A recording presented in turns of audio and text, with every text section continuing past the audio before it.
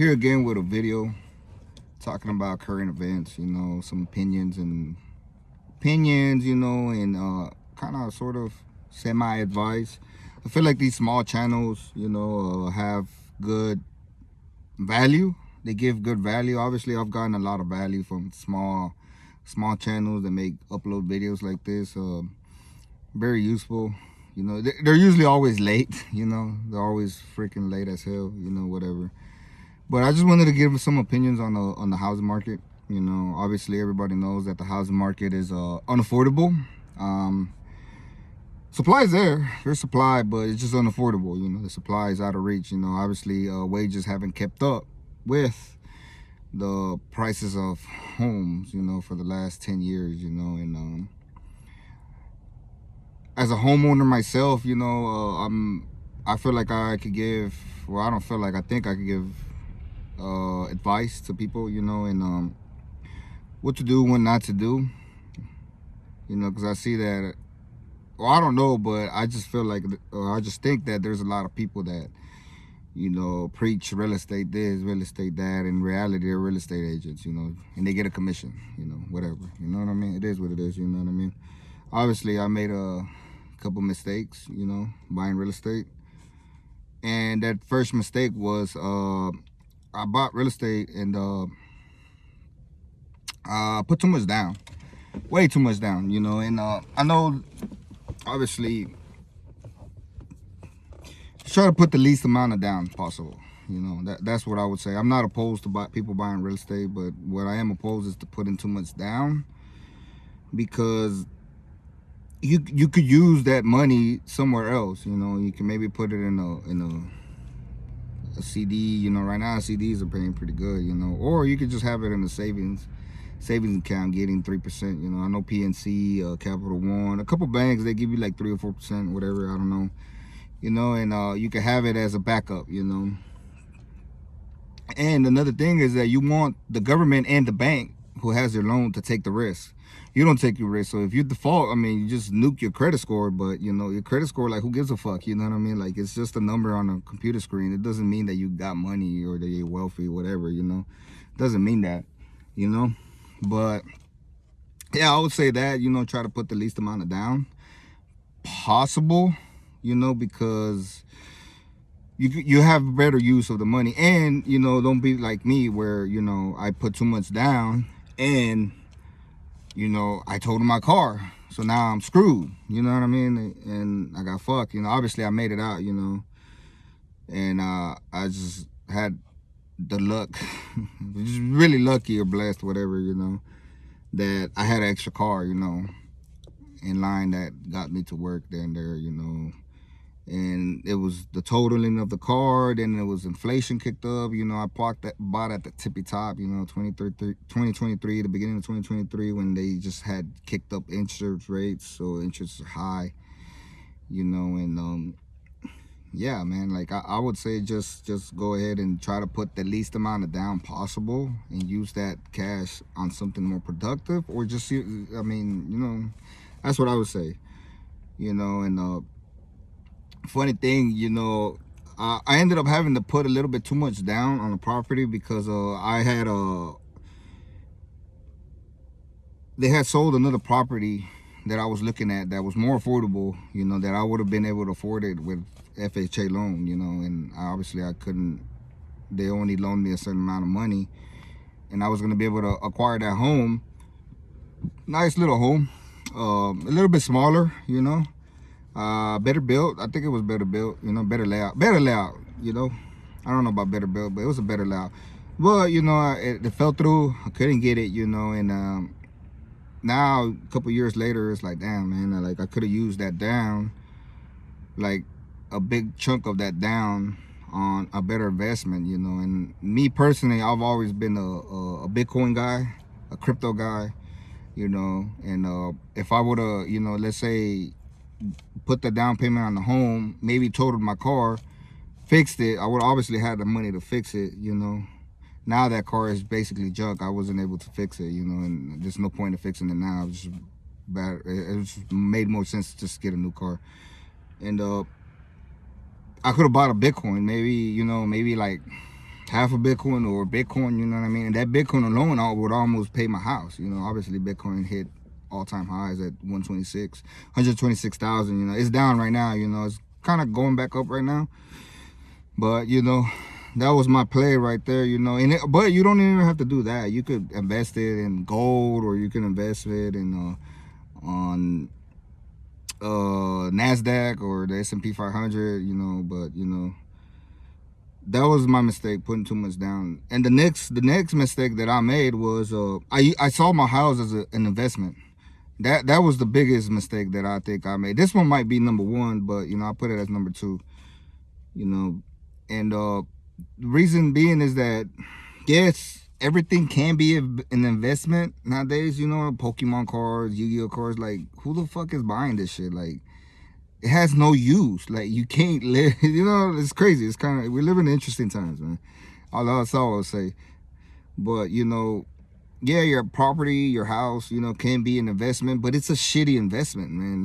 Like I was saying, man, you can, like, the stock market is ripping. It's been ripping since 2023, man. It's kind of slowed down, you know, but if you would have been invested in the stock market, you know, you could have been making a shitload of money, you know. And obviously I get the point, you know, that if you don't pay your mortgage, you're gonna technically pay somebody else's mortgage. You know, you're basically a battery, kind of like the Matrix, whatever. You know, basically somebody's battery. You know, but it's just not a good investment, man. There's just way better investments, and it was an investment maybe 10 years ago, 10 years ago, man. It was a really good investment.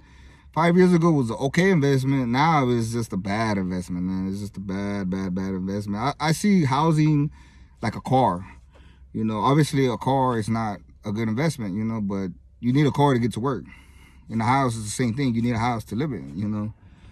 You know, and it's like I said, I'm not opposed to people owning properties or whatever, you know, and but there's just some things to look for, you know. And it was kind of interesting, you know, whenever I saw some real estate owners, you know, they're basically funneling you through YouTube, through social media, you know. They're not talking about the interest, you know, and it's crazy. I was looking at my I can't even say that word, amortization chart, and it's crazy the amount of interest those banks are just racking up, man. It's crazy, man. And yeah, that's just a shitty investment, man. It's a bad investment, you know. And you know, right now with interest rates being high, you know, and that's the Fed fund rates. It's something different. But they said something interesting, you know. Jerome Powell, the Fed chair, you know, said that they're not going to do QE, but they're buying U.S. Treasuries. Like, what are you saying? You know, obviously you got to read between the lines. When they say QE was a program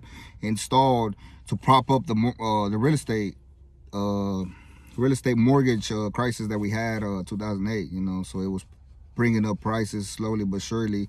Obviously, the people with the closest to the money printer get all the good property, the easiest property. So it was ripping. It's been on the 10-15 year bull run, man, since 2012 when they started doing QE. But they said they're not going to do QE, so meaning that they're not going to buy mortgage-backed securities no more. So where's the demand? You know, where's the demand to lower interest rates for that? You know, and I mean, it is what it is. You know, another mistake that I feel like I make, well, I know I made, is I bought in an up-and-coming location, man. And if you're gonna buy property in a location that you feel that you want to live in. You know, it's probably gonna be in the outskirts. You know, it's gonna have to be in the outskirts with a good school. You know, it's gonna kind of be kind of country, you know, out here in the Dallas-Fort Worth Metroplex, you know, usually up north, you know, or it's starting to be like down south, you know.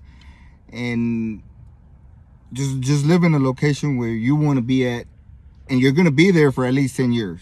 At least 10 years, because if you sell in 5 years, like they're saying that appreciation, that's if it appreciates, you know, especially right now with the Trump administration, you know, they're kicking out all the demand for rent, you know.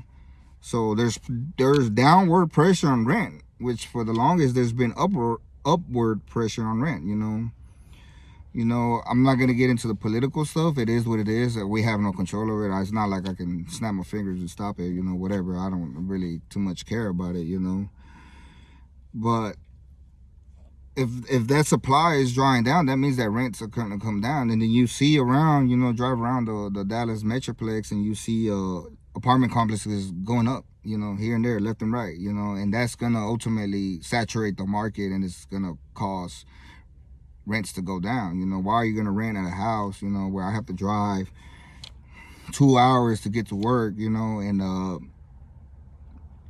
maybe in outskirts of the boondocks, and then 2 hours to get to work, and then when I can rent in the city, maybe in Arlington, in a centralized area of the Fort Worth Metroplex, and pay, maybe a little bit more, maybe like $1,600 instead of paying $2,000, and I don't have to drive that much. Maybe I could just get another job and be more productive. So those are things that you got to look into. That's why I say that if you're gonna own real estate or property, man, make sure you get into a property that you feel like you like, that's that you would want to live in for the next 10 years. If you're gonna start a family and stuff like that, that's when it makes sense to buy a property, and obviously you have to have the cash flow, preferably if you have a big income, if you're trying to catch up with wages,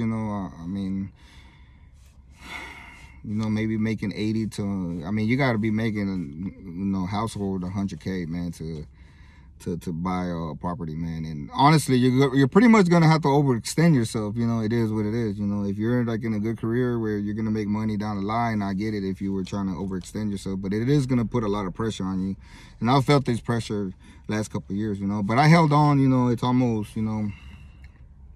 I've got my income up, so it doesn't really hurt me as much. But another thing that happened is that the reason I say that make sure that you're going to be in that location is because, and make sure your job is stable, that you're making good money, is that I recently got an offer to go out of town, on another, from work, and that kind of defeats the purpose, to owning a property, like, damn.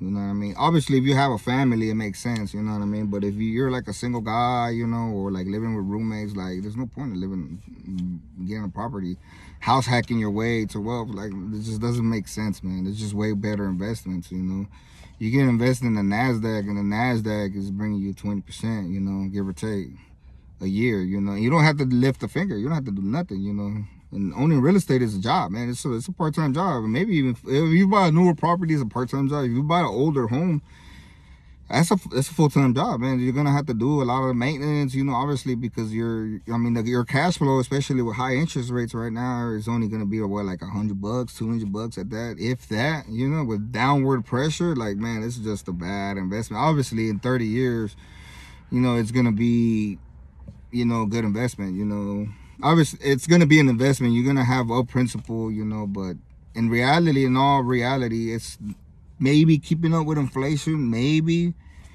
we don't know. We don't really know what inflation is. We know that whatever the government says, it's probably double whatever they say, triple, it's probably more accurate.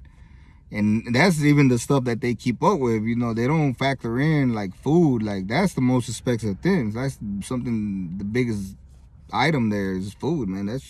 Food is expensive, man. It's crazy. Beef is expensive, and it is what it is. Ain't trying to burst nobody's bubble. Just trying to give people advice. Be careful who you listen to too, man. Just know that when you're listening to people on YouTube, they usually have agendas. They're trying to funnel you. They're trying to market you. It's marketing. It's not like it used to be back in the day, where YouTube was kind of a lot of information. You should just look at it as educational purposes, kind of like me, I guess, but I don't really care, because I'm not making any money out this video, and I'm just trying to give advice to people that, maybe are, on the fence of buying a property or not, especially if you're like in the construction field, or the nursing, or the medical, like, you have to travel to make money, so why are you going to buy a house, like, just put it in on Robinhood. You could, or if you want to go more legit, go to Vanguard or Fidelity, and just put it in the S&P 500, man. It grows, it keeps up with inflation. Maybe it grows 1% above inflation, which is the same as a house, as a real estate, and you don't have to do nothing, literally, freaking nothing. you know. Now, if you want to be more risky, you know, you can do Bitcoin, you could do Ethereum. That's on everybody's, you know. Me personally, I like Bitcoin, you know, but you know, I think it has more upside than the stock market, you know, and definitely housing market, you know. And with the Fed, you know, buying U.S. Treasuries, that's basically signaling that they're buying government debt. They're not buying mortgage-backed securities anymore. So I don't even know if rates are going to come down. We don't even know. We'll see. Because the Fed fund rates, that's what banks lend money to each other, you know. We'll see if it comes down. I don't know. Hopefully. And if they do come down, I don't think that they'll come down, like, to what they've been at 0%, you know, which is 3%, 2%. That was like just free money, you know.